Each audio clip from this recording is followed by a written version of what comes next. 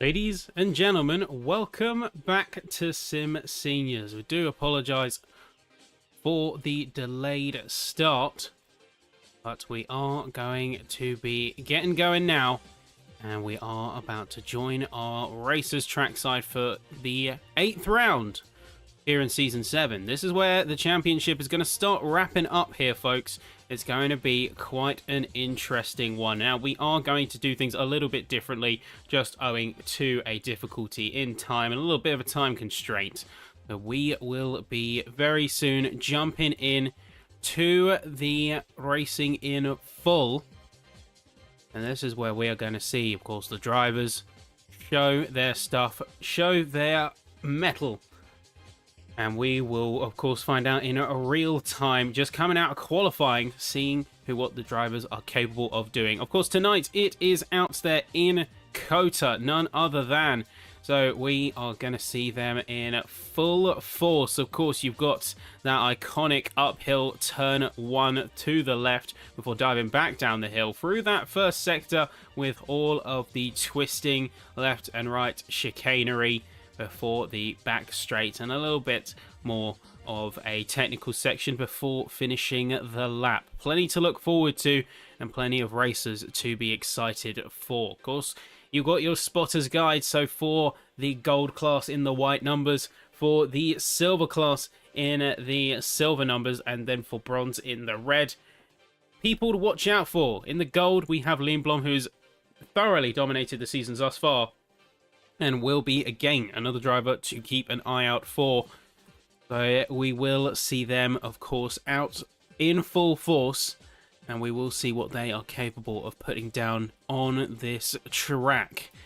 Now, we will jump trackside with them now, and we will also get a chance to go through the timings and see what kind of times they were able to put down in quali. It was a wet quali, which meant that we didn't really see much in the way of action around the course. But let's see what they're capable of now as trackside is about to get going.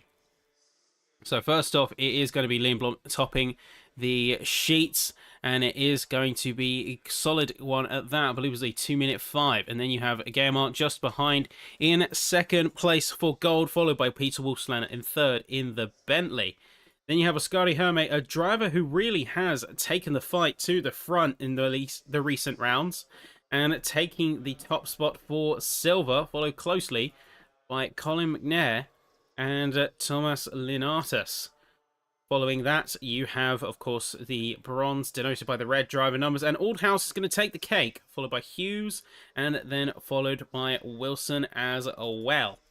So quite an interesting set of cars. We have 25 of them out on the circuit today, and we will be seeing what they are going to put down as everyone is now getting themselves primed and ready for the race ahead. Of course, it's a 60-minute race with a 15-minute qualifying session just gone, and the tyres are going to be a crucial choice here. Of course, refueling mandatory, but the drivers will have to decide whether they want tyres or not. I'd say around a track like COTA, especially with those first and third sectors, to me it's pretty mandatory. It's one of those things that you don't always want to admit it, but you need to keep those tyres in peak condition. There is no substitute, as you are going to be pushing that car to the ragged edge of grip. And through all of these corners, and most of them are going to be, say, fairly loaded corners, going to put a lot of pressure both on your aerodynamics and your setup that way, but your mechanical grip is going to be tested, with the exception of the back straight, throughout the entire lap, constantly veering to one direction or another. As for how that plays out, well, we'll just have to wait and see, won't we? We'll just have to wait and see what comes of it. Many things to look forward to here. I've got an eye on a few drivers around the course. So we will, of course, see them parading out, getting themselves into optimal operating temperature.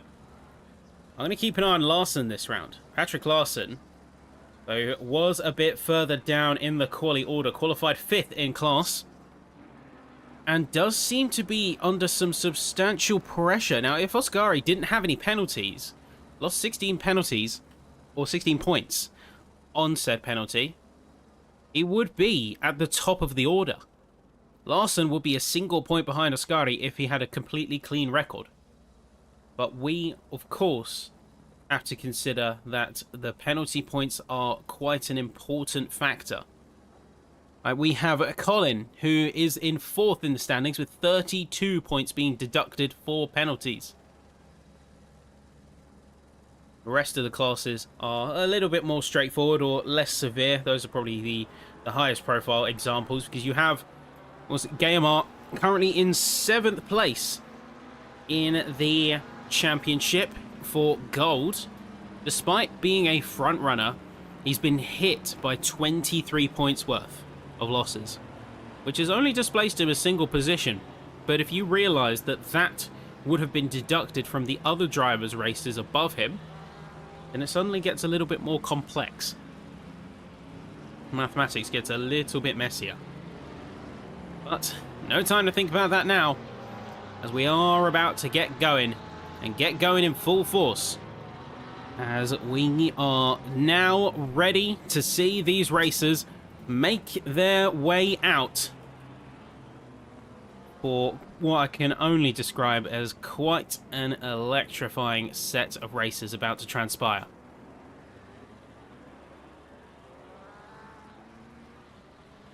Of course, let us know who you're rooting for, who you've got in your mind's eye, as we get things going here.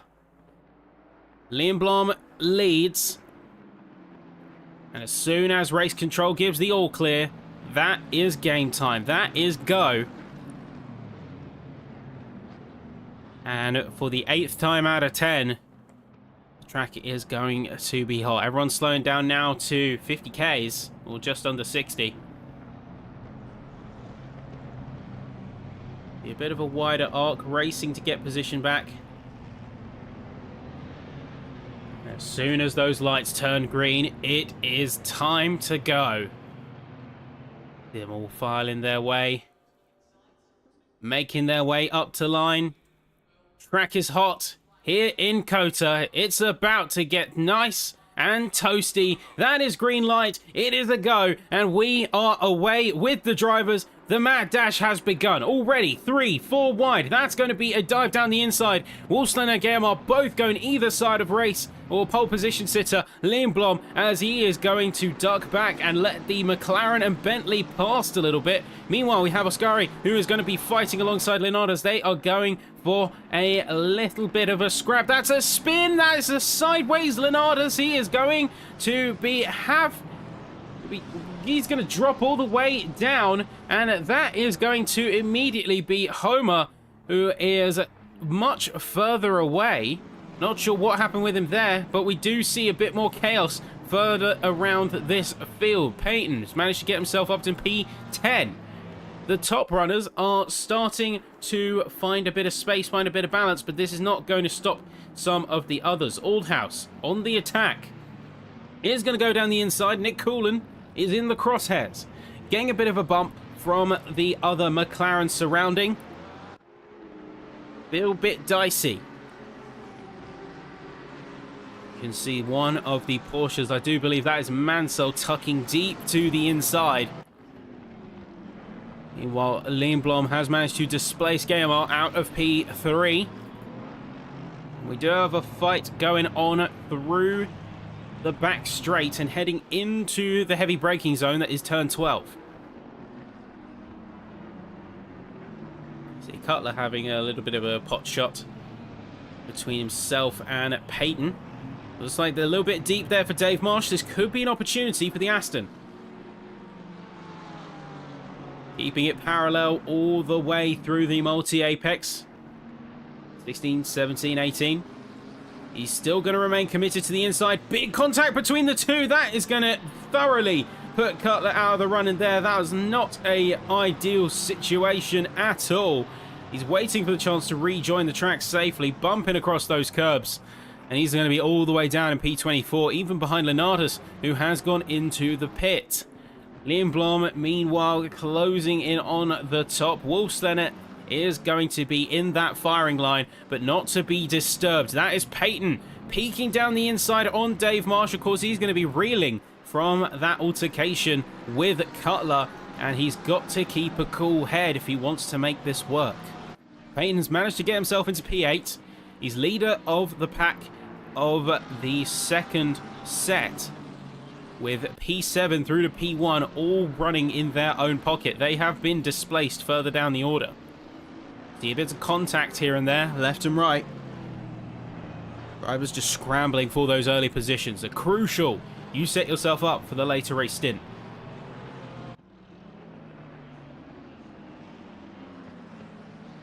You see a bit of peak further down. That's Adam Stevens. He's going to fire it on the inside of Chris Wilson. Heading through turn 11. Has control of the apex on the hairpin. Good exit. See if he can get a little bit of a tow from Coolin just up ahead. If he can hunt down that spot right there. We see lots of trading at the top. As we can see, that is McNair, Herme, Guillemot all fighting for the same position of P3. McNair gives it a go. Oscari hot on the defense. Guillemot briefly getting involved, but managed to get a bit of a breakaway.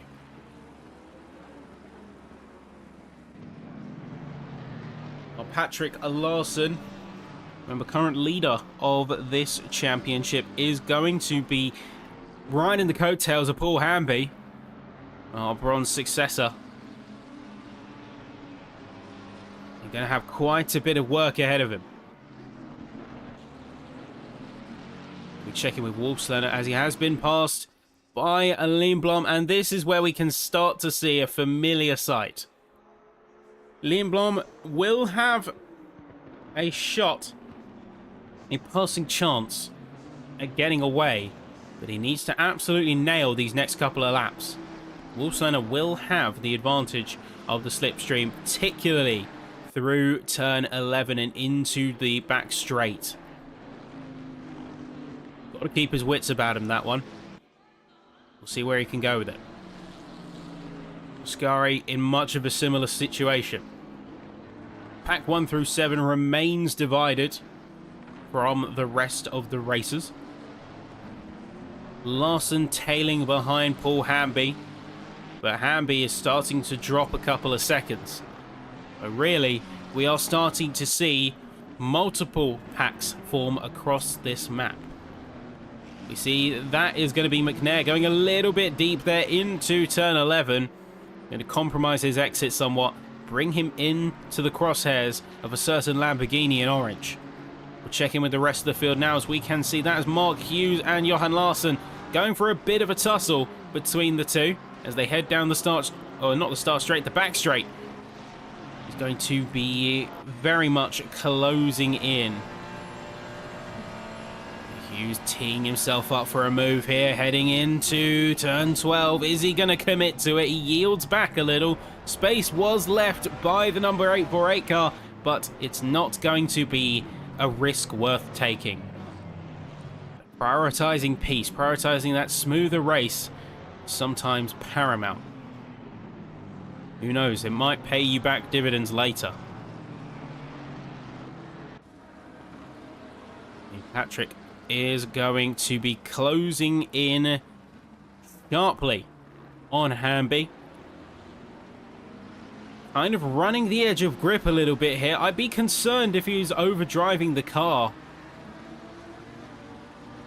Larson is going to be committed regardless. See where he goes. Johan is actually heading into the pit now, so going for a very early pit stop. I wonder what their game is in terms of strategy. You see a bit of a wobble going down. That's going to be Stevens, who was going with the likes of Coolin and Marsh. Chris Wilson going to be tucking in just behind. As he's seeking out that spot, sniffing out for the potential position.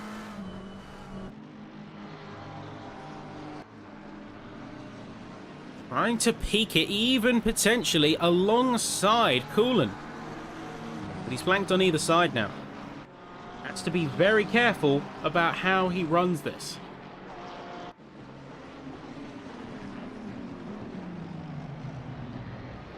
Good turn 11, running a little bit narrower than his competitors. Trying to see where he can peak a potential spot.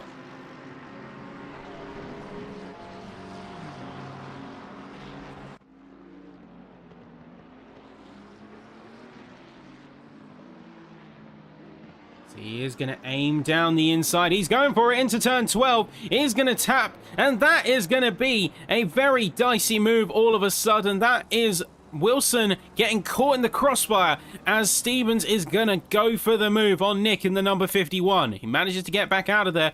But Coolan, still having to turn around through the grass, is going to have to avoid Niesbet on the rejoin. Waiting to see if he can close in on the field and if he can actually get back out on track. Not sure if he's fully committing to such an action, but he's going to be dropped all the way down and he's going to RTA. Or RTP, sorry. We do see a couple more movements around the course. Macedo is going to be fighting a little bit with Wilson. Of course, he's rejoining into P17 following the incident. And has got quite the task ahead of him.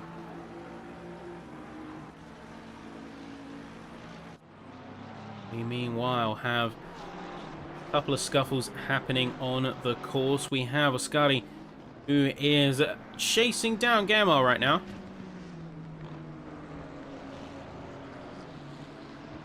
Looking for a chance to make an overtake. The thing is, Hermé is already in the lead of his class. He's being chased down by McNair somewhat. He's within a second. But at this point, there isn't any major value to him to be going for these further pushes beyond pride and maybe proving to be disruptive to McNair's attempt at the P1. He could tee this up very carefully and see himself scoring big. It's all in the setup.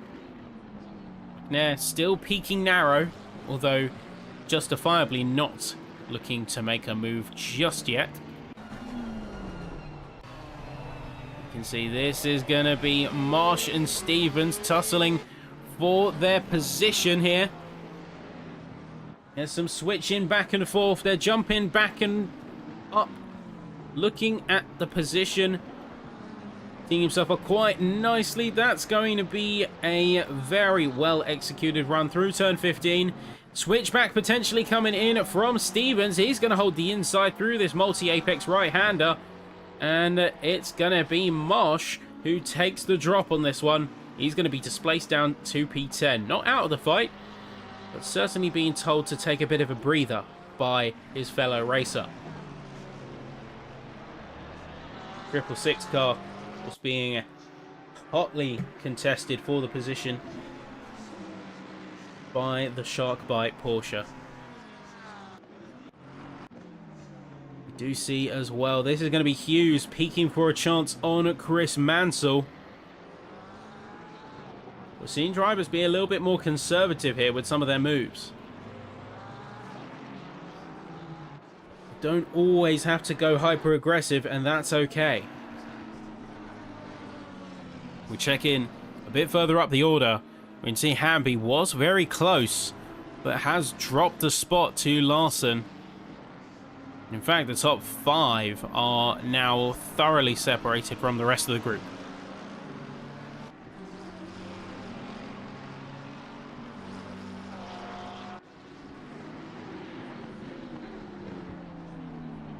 The chase begins.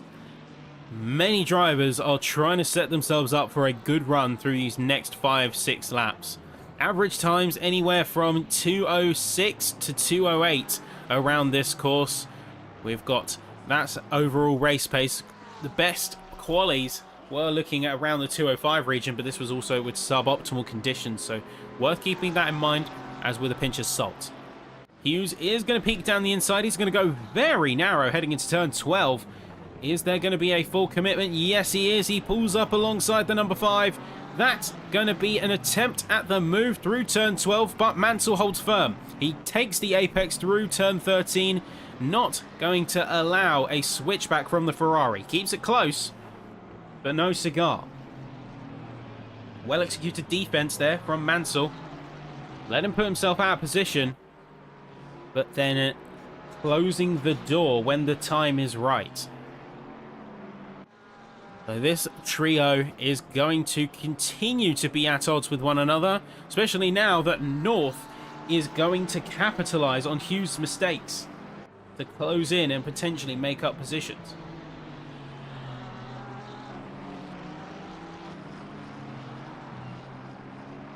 Don't forget, within bronze, this is a battle for podiums. You got first, second, and third. Say, John Gabber is going to be waiting in the wings to see if they lose enough time to bring him in. But Hughes and North are effectively fighting for P2. It's going to be North who manages to get it through turn 1. Will we see any kind of recourse from the Ferrari?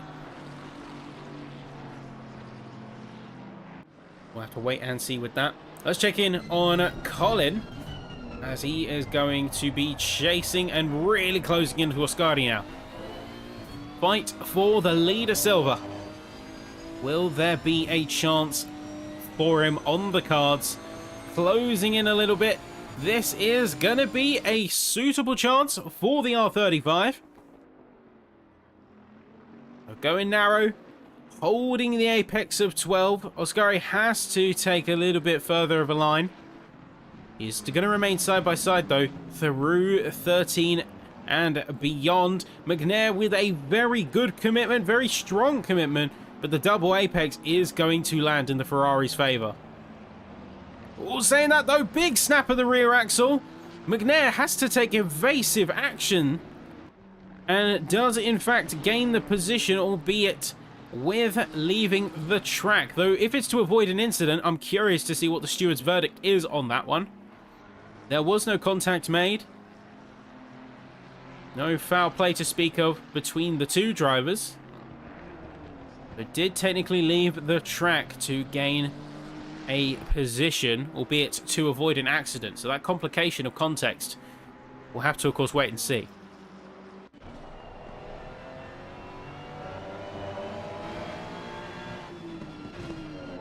That is Hughes chasing North down, sort of brought back into the fold.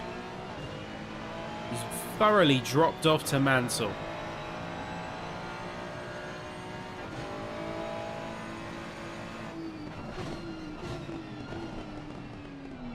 We're getting very close to the back of that Aston there.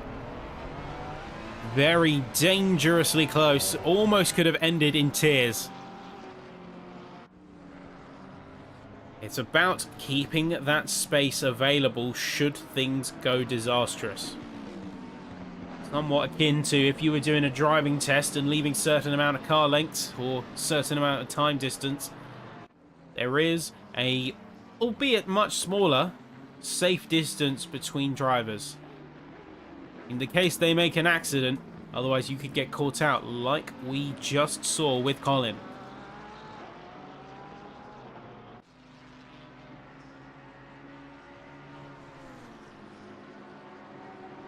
Oh, Stevens is going to be fresh off the presses and fresh on the hunt. Peaks to the inside through, heading into turn 12. Good overtaking spot this one is, and the McLaren is going to use this one to best effect. The 666 car making its way down through the apex, and a well-executed overtake into the third sector, keeping it nice and clean, nice and decent. Simon Age looking for a similar shot on Aldhouse. While being in separate classes, this is a barrier from getting Ade back to his compatriots and start getting some real movement up on like-for-like drivers.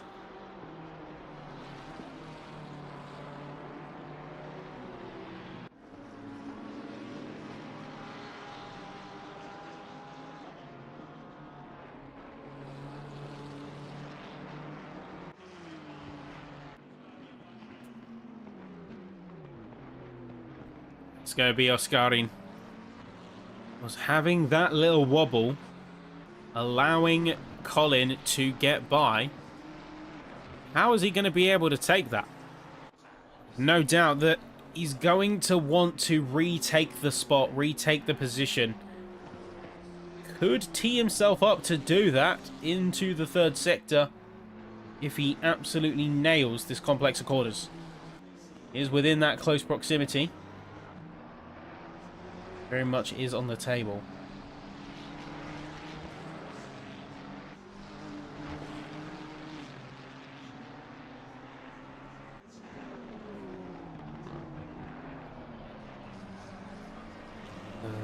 This is where fights are going to start teeing up around the field. We have Oscari chasing on Colin. Simultaneously, you have Peyton, who is looking for the move themselves. Simon Eade going to be very much closing just behind the back of Aldhouse. Hughes is going to be another one who we will have to keep a firm eye on, as we do see a bit of wobble further down the field. That's going to be Craig Neesbet.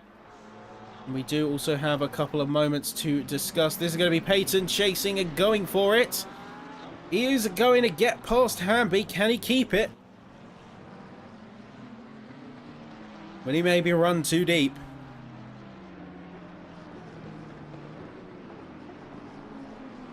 Keep your composure. Keep the fight on.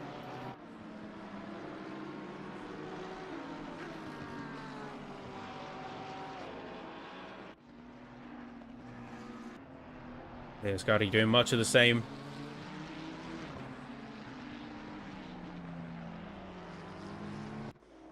So you're limited in terms of the moves that you can make into turn one, but it's all about that all-important setup.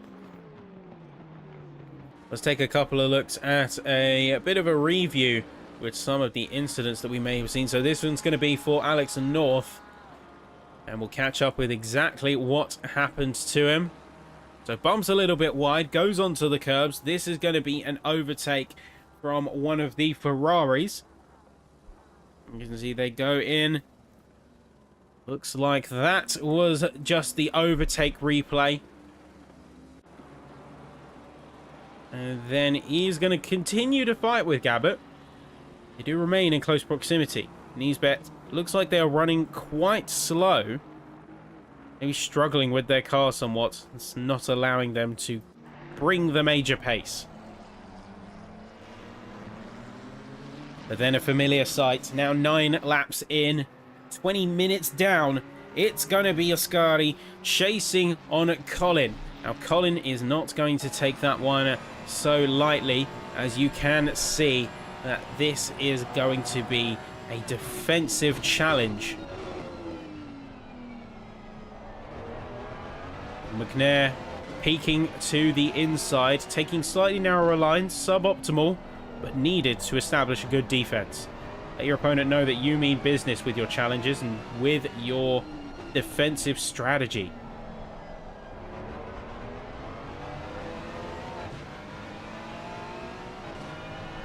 Where these races will end up, only time will tell. You can hear them decelerating and letting off that throttle, as the cars need to be balanced and need to comply.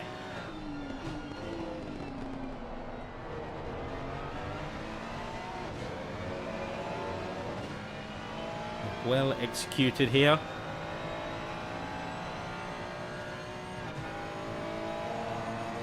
And Oscari is going to, while remaining behind, put down an immense fight that's really going to be testing Colin's mettle.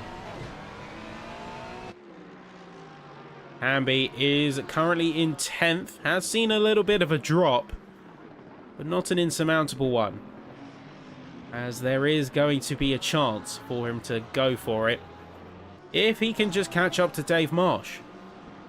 We do have a couple of racers who are completely marooned. But we have Patrick Larson, for instance, who is going to be chased by Adam Stevens, but the both of them are flanked either side by over 5 seconds of time gap between cars. The field is starting to split out into its constituent battles. And while there may not be many movements on the course in terms of leaderboards and standings,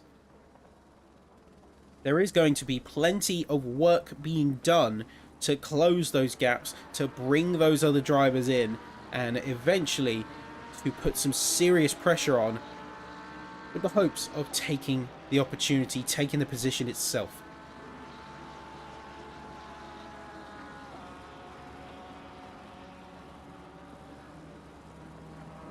Let's keep an eye on these two. This push will come to shove soon enough. Meanwhile, we have John Gabbert, who is going to be yielding off. Gabbert and Hughes have been coming to blows for a few laps now. And it looks like Gabbert is going to be conceding in terms of this fight. He had the chance to go for it. He was alongside, but didn't fully commit to the move. Either wanting to be more conservative, self-preservation being the top priority, or just maybe not the confidence in the position. But remember, Hughes is 2.5 seconds away from North, so he could leave himself out to dry a little bit, not being able to fight and chase someone, or even just having a back and forth for slipstreaming purposes. It can be a deceptively large loss of time.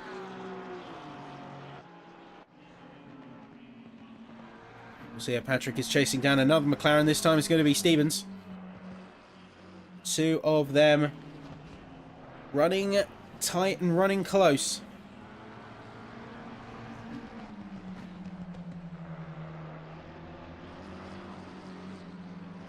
But this is what we were saying about maroon drivers just a moment ago.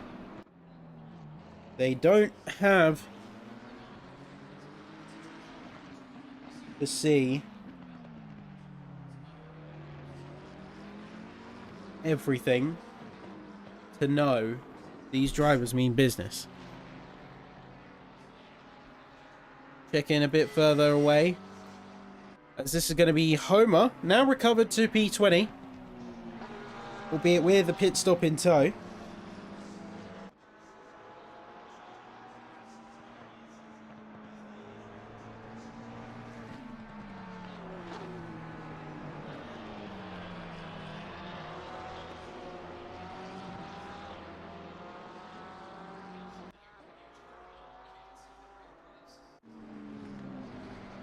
We'll check in with the top. See what is happening with our top 5. And it looks like we have an interesting turn of events as Lindblom has suddenly dived into the pit lane.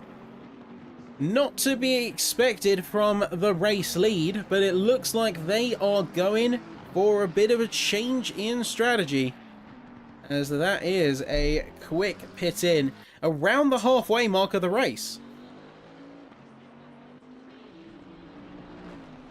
I would have expected at least to be after the 30-minute mark.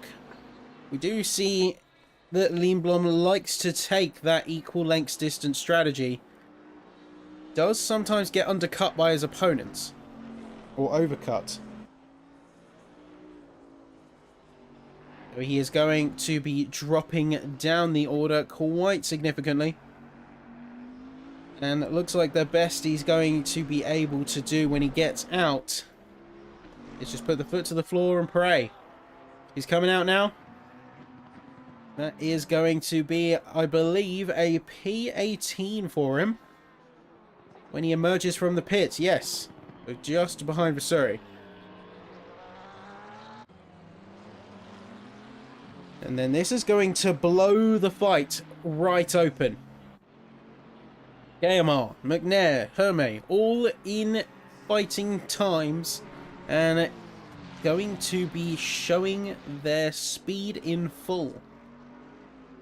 Ascari just getting his fastest lap last time out with a 206.8.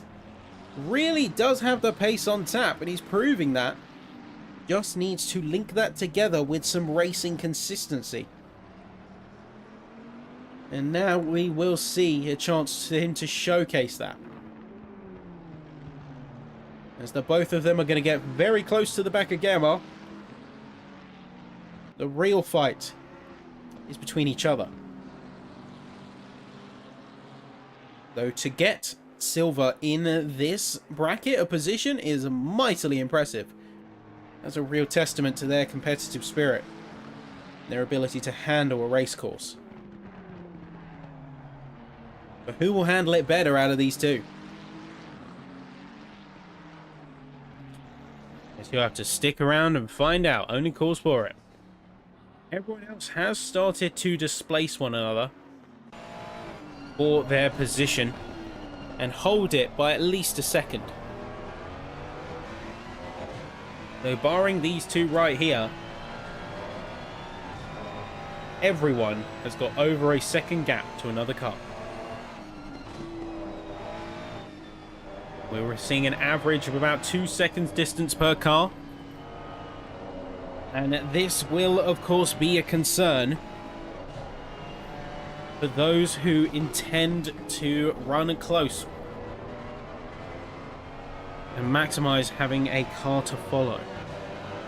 But for aerodynamic purposes, and sometimes just as a reference point, as a reference plane.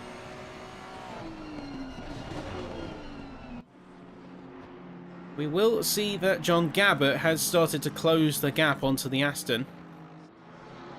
Wilson is going to have to keep his wits about him. Jumping on the helicopter, Ascari trying his best to close in. But being over a car length apart is going to be a death nail to that effort.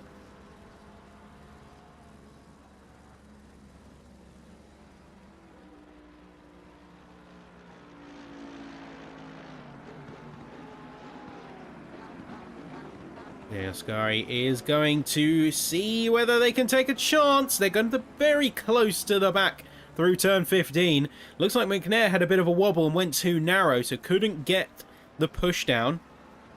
And this is quite a bit of a problem for Hermé because they are stuck.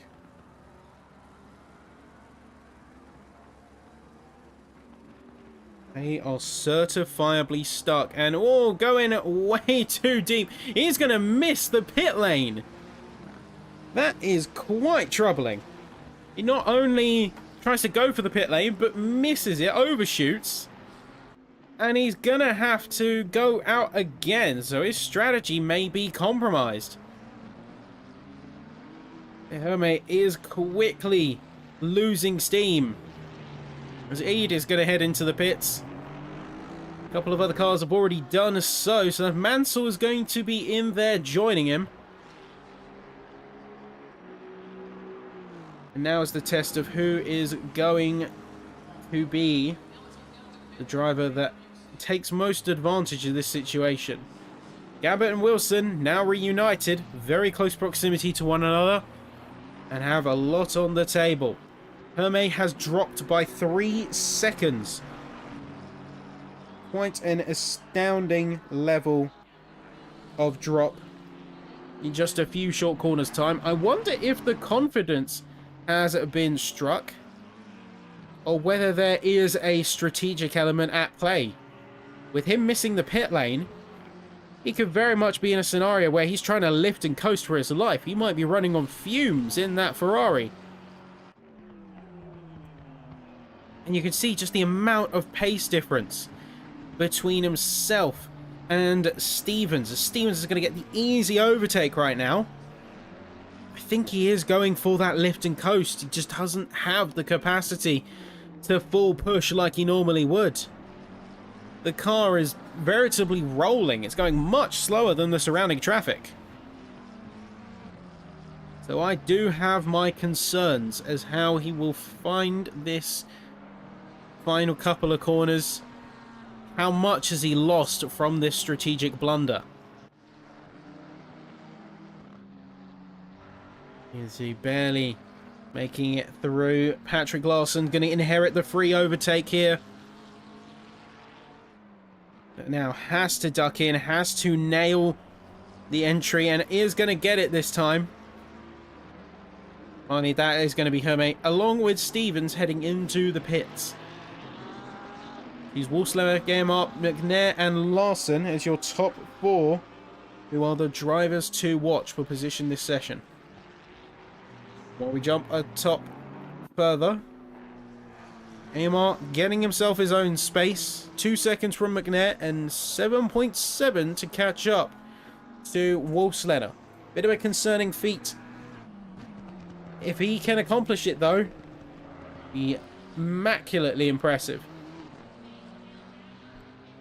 As there's a few position changes throwing into the pit lane. Stevens, Gabbett, and Hermé all being in there. Marsh is going to be a chance to... will have a chance to be a major beneficiary. He can get some moves on this condensed field while he can, lest he lose the opportunity when he goes into the pit.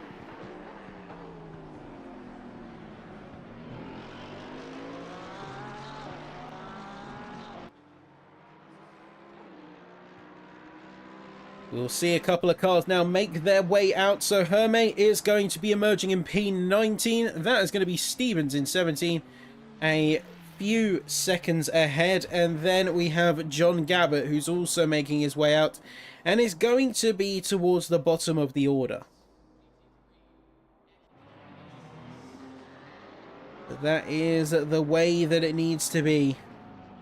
As he comes out dead last, he will get some time back on the others' pits. How much time remains to be seen. The positions are going to chop and change a lot. This is that crucial phase of the race where everyone is either going into the pits, has gone into the pits, or is teeing up a potential late stint switch.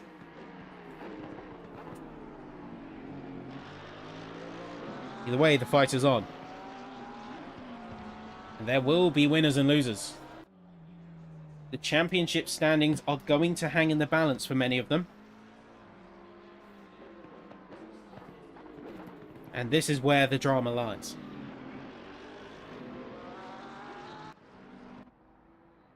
See that Larson is going to be within a shot of taking P13.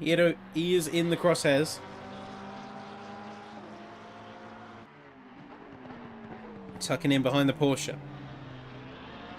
Waiting for his time to strike. Lindblom just set the fastest lap of the session again with a 2:05.295. So that Nismo is going to be probably one of the scariest cars out on this circuit. That's Larson with a very deep cut, a very deep dive.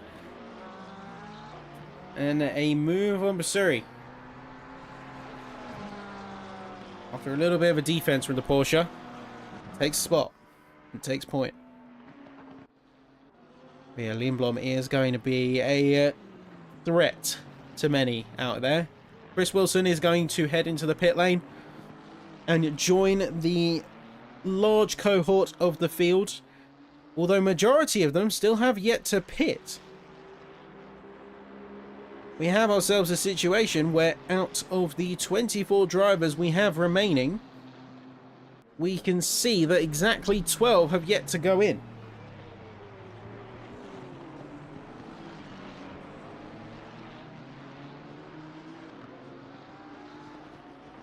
Some drivers have managed to close their gaps to within a second. Wilson just coming out of the pits and, while needing to get back into sort of operation mode, is going to be drawing very close to Craig Nisbet. There is going to be a little bit of fight.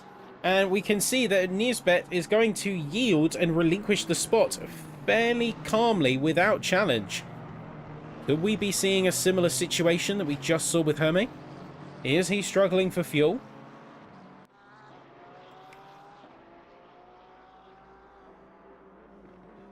Stevens as well going to be going for the attack.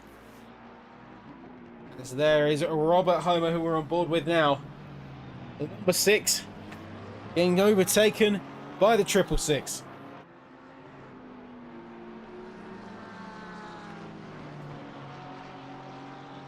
And many other cars are starting to reflect on their race position as to where they can go next.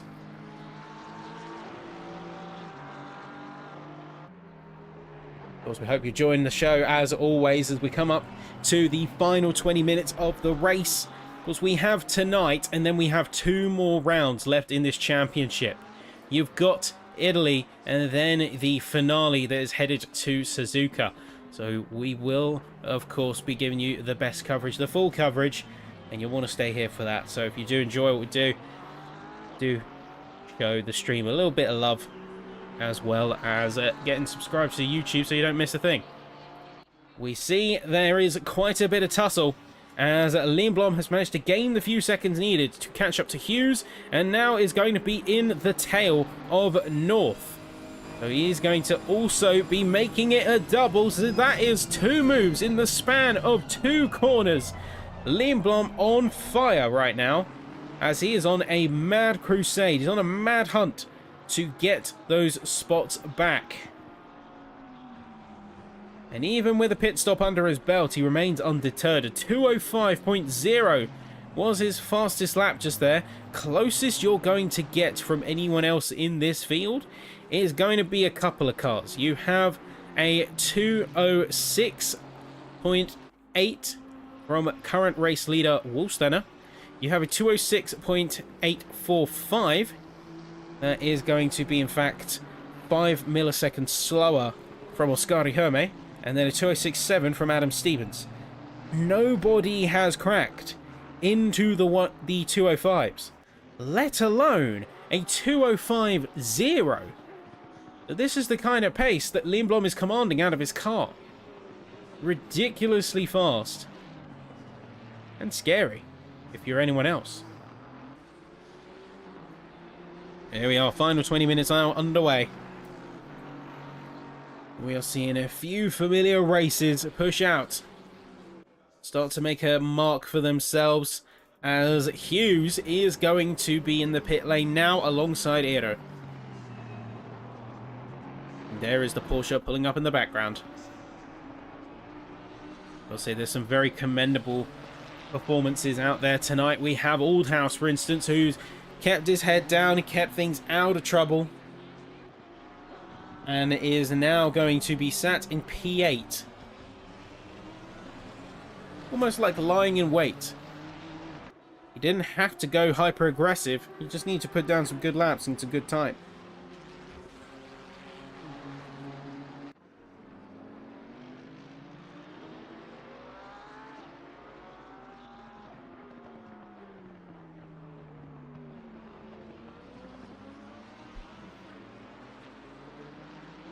Good to keep an eye on some of the racers around here.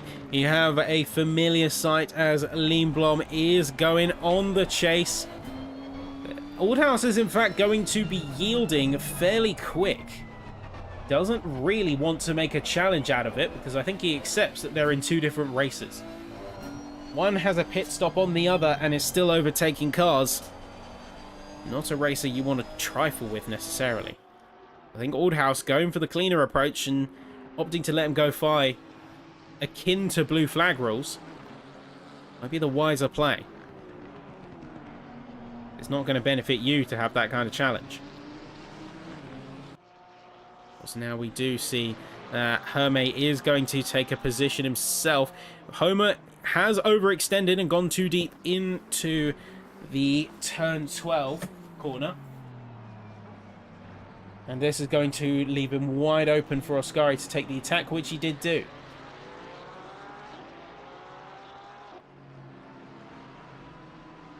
And looking for some wins on the board here. Looking for a chance to really bring home some fighting power. Homer is slap bang in the middle of the standings, 131 points. So good result here could catapult him much further than the likes of his compatriots. He's currently sat in P3 in this class. Will he be able to pull it off?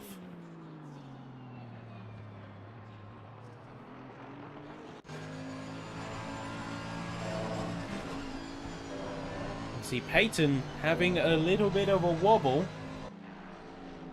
as they have been sent down into P13.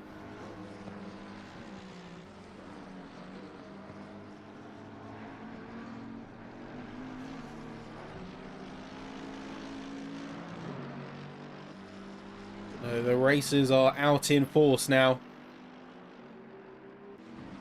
Given that they are trying to maximize these final stints, and most drivers have now taken their pit stops anyway. Only 9 drivers have yet to do so. Majority of them at the front of the field, that part of the leading pack.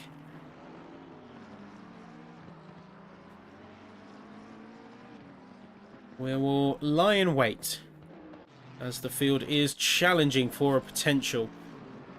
But mate is going to make a pretty effortless move through turn 11, it has to be said.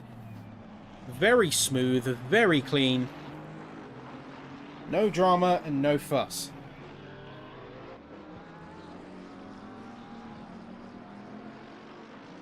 I mean, now already pulling almost a second. Shows he's committed now. He's fighting tooth and nail to close time, to get those gaps under control.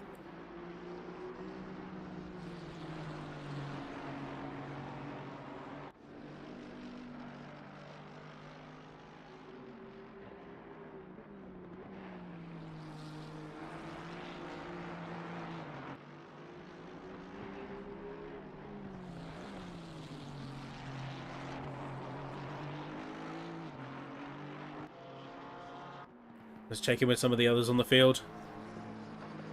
Down at the lower end, Mansell trying to catch up to Simon. Looking for that chance. Anything that he can do to get within about 2 seconds. Simon himself is going to be closing in on Damien Reed. I think in the back of his mind, Mansell is hoping that he gets held up. That he doesn't have a chance to fight past. That he just gets stuck behind his opponent. That will give him a chance to reel in. And that's what he needs right now. Had a bit of a rough early innings, as did many other cars. But this could be a shot at redemption.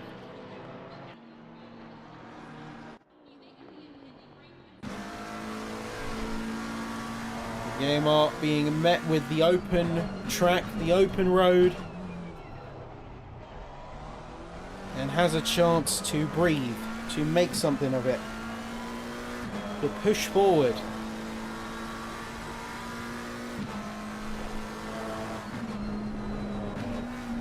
So we'll see where he lands in these final 15 minutes. But it's going to be a hard-fought one, that is for sure. Very hard fought indeed.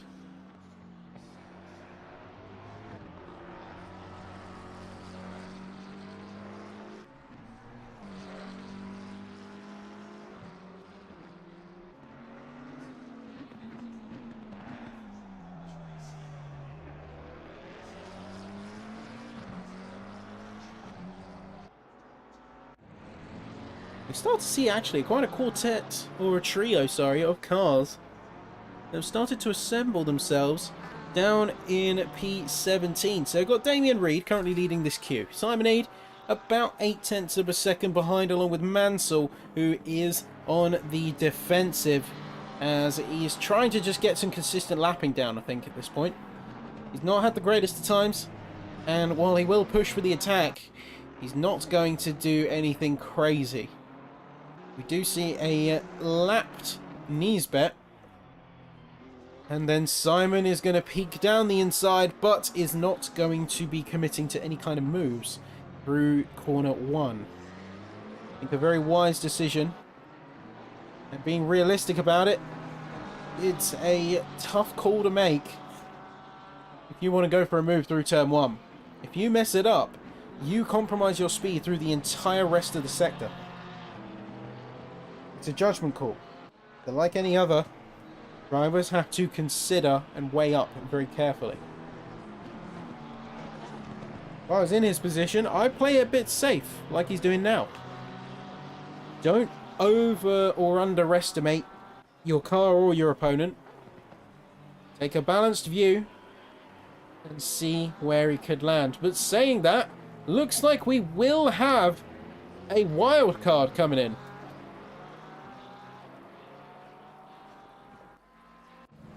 we will have quite the wild card because the heavens have opened. We are going to see rain on this course. Now the question is, with about 10 minutes left to go, or just over 10 minutes, you can see the wipers are running. The racers are having to be a bit gentler with their steering and throttle. Is it going to be enough for some drivers to consider stopping? The rain isn't exactly falling at full tilt just yet, but we already see drivers leaving the cars outside of the outside with four wheels and outside of track limits. Warning signs of what's to come, maybe? Either way, if there is going to be a decision, a chop and change between these drivers, now is going to be the chance for it to happen. We see a flurry of cars. That's going to be Marsh, Hamby, North, Stevens, Homer, all jumping into the pits, going to be likely switching out to a more weather-fitting compound, and we'll see exactly how this affects the drivers who pitted earlier.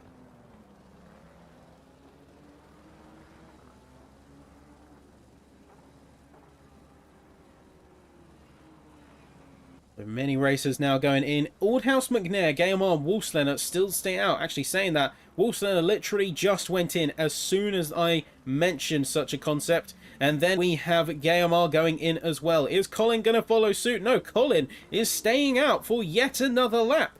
And this is going to be a tough call for Lindblom as well. He's already taken his stop, but could afford to go for another one if required.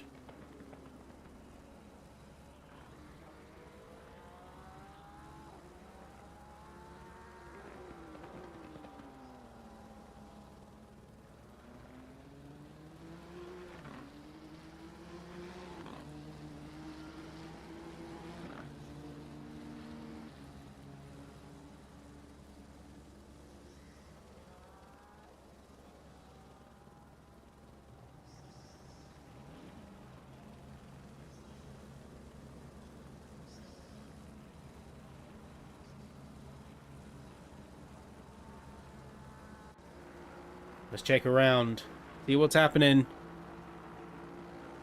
and see that Wolfslener, Gayamar, Aldhouse has gone in as well. Wolfslener is making his way out. The track is going to start to get wetter, and we can see that the times are going to be increasing massively. We had that last lap, it was a 2:16 from Wolfslener. Aldhouse now coming out of the pits. Is there going to be any more changes?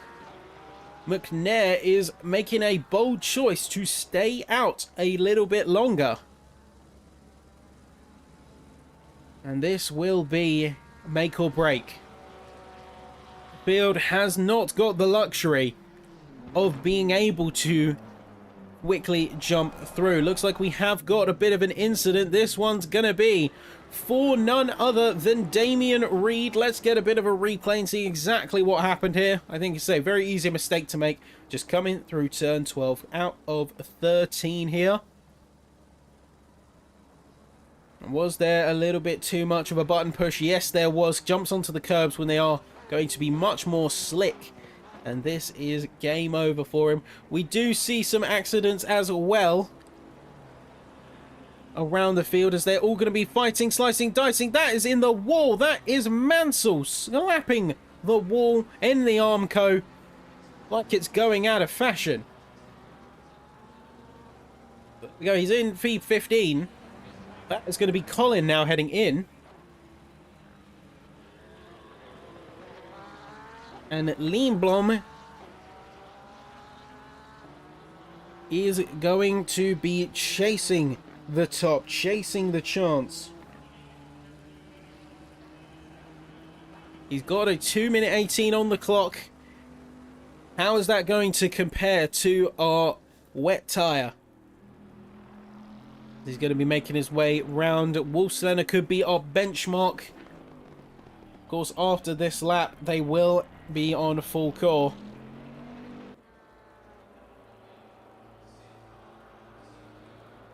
See where McNair comes out. So obviously a 3:14, but when you discount the pit out of that,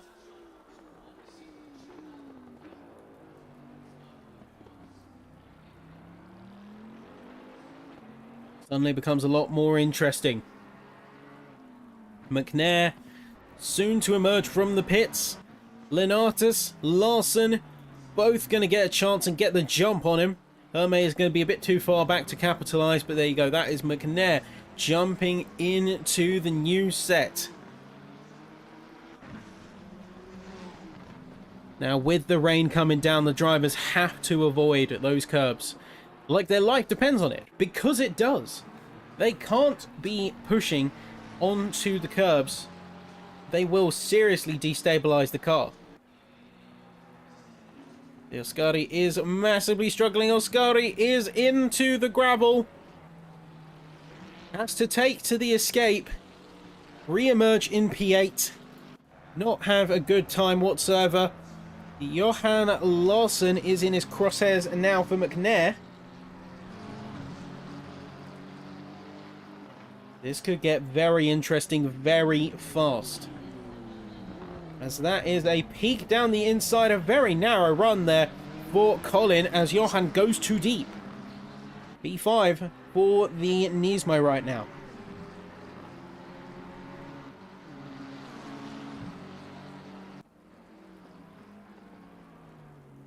See what times are going to be caught as the drivers are now coming up to the line a little bit closer. It's the final 5 minutes. Lindblom is 23 seconds clear. And I don't think would have been able to benefit from another pit stop, so that early strategy has bitten him. But the deltas are coming down. You can see that Wolfsländer is getting mightily fast, getting some serious improvements under their belt. And while we chase down to the end of the race, it's going to be a close one to call. McNair is going to continue their crusade further up. They're going to take the inside line and really put some pressure down on Leonardus. Final 5 minutes now.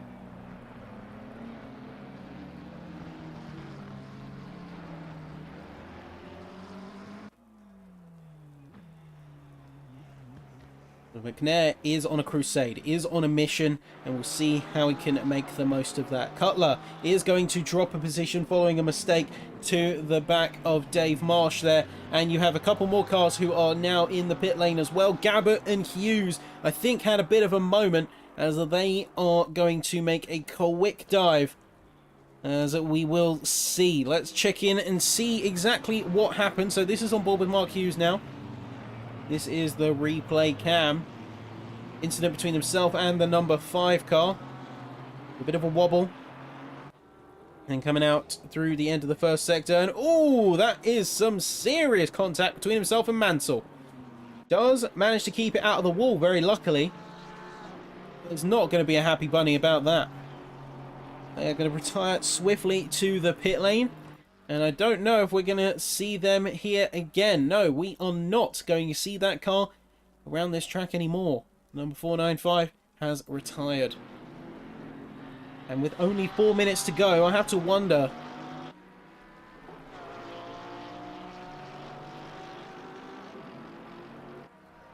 what the play is. See, Lindblom is struggling a little bit for grip. We have lost the delta. He is down to 16 seconds between himself and Wolfsländer. But he's not going to be out of the woods yet. As there is a fight, there is a struggle to keep his car going. And I don't honestly think that there will be enough time to get himself, or for Wolfsländer to get himself within striking distance and overtake. We lost over 10 seconds of delta time. But with about a lap and a half to go, I think this could be curtains here. Unless something happens and a rabbit is pulled out of the hat here. We see Lenatus, who is going to drop to Patrick Larson now. He's going to take the second place for Silver. And will be helping himself to a healthy dose of points that will keep him near the top, considering that Oscari is going to be in a different code.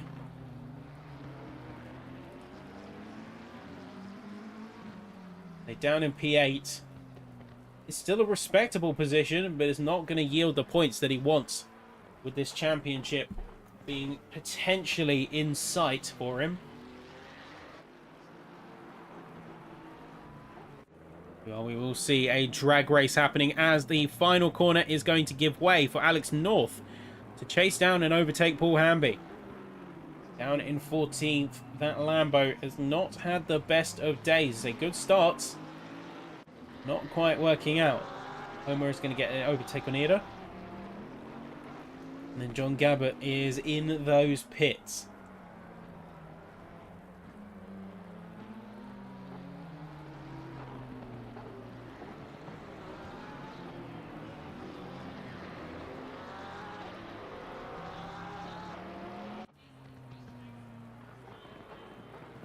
The racers are now teeing up final opportunities to go for points, to go for positions.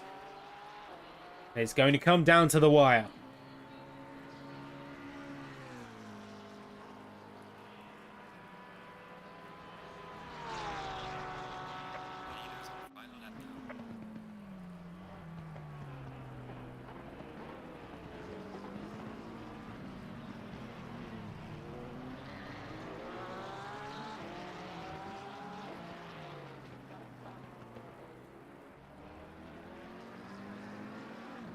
We will see a couple of moves getting teed up.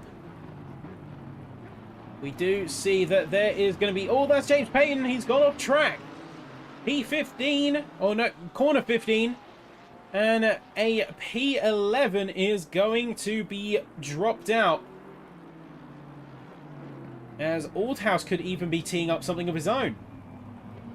Hamby is going to get very close, and all of a sudden, this fight at the mid-pack is going to get very, very spicy. We heard the call from race control that final lap is upon us. The timer is about to elapse, and we will see who comes out on top. Wolfslander has managed to close within 10 seconds of Liam Blom's delta, of Liam Blom's time. So seriously impressive from him there. Hamby is going to tee something up. North is in the wings waiting for a chance. And that is going to be Hamby making it 1. Can he make it 2? He's alongside North. He could get this all wrapped and dusted. He remains committed to the inside line. This could be a serious move that puts him right on the good books. He goes a bit narrow, a bit deep, but he holds that defensive, does not allow North to get by. Double overtake with great execution from the Lambo. Seriously impressed there. As we wrap up this session, we do have a bit of a wobble from Lenatus as he's chasing, but then you have Liam Blom. He's very much in the crosshairs of Wolfslander. You can see him in the background, but it's not going to be enough. It's going to be a bit of a drift for Wolfslander to try and catch up with, but Liam Blom has once again, albeit with a much tighter margin than last time, has taken it to the end. But now we can see in strong form Liam Blom taking the final lap and the race here at COTA, with Wolfslander being very, very close behind.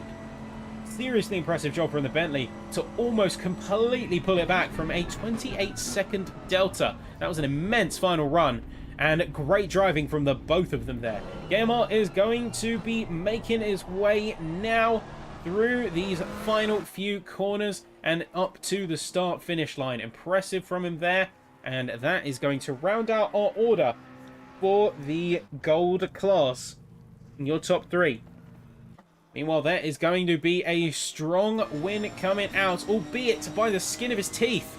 Within half a second, McNair is going to clutch to the strings and is going to take the win for silver, alongside Patrick Larson just closely behind. A last-minute overtake is going to see Marsh overtake for the 4th spot of Pro, aka Gold, but Lenatus is going to complete your silver class podium. And then coming up to the line now, we have to win out for bronze. It's Aldhouse. He's put an amazing drive down. North is going to take the second spot after tussling with another silver class driver of Hamby. And then Wilson is going to be your final podium sitter, as he's going to be quickly making his way through. And he is going to be one of the last cars to complete on the circuit. The rest of them having finished out by this point on prior laps. There we go. Seriously great stuff there.